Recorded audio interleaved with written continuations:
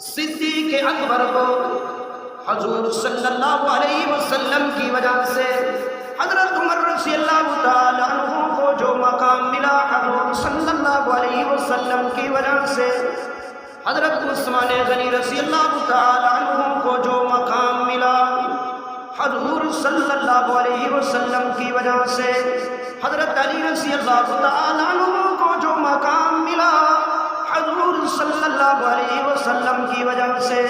صحابہ کو جو مقام ملا حضور صلی اللہ علیہ وسلم کی وجہ سے، اللہ نے حضرت آدم علیہ السلام سے لے کر حضرت عیسیٰ علیہ السلام تک کسی پیغمبر کو، کسی نبی کو، کسی رسول کو ایسی وفادار تابعدار جانثار وفادار حقدار جنت کی حقدار جماعت نہیں ملی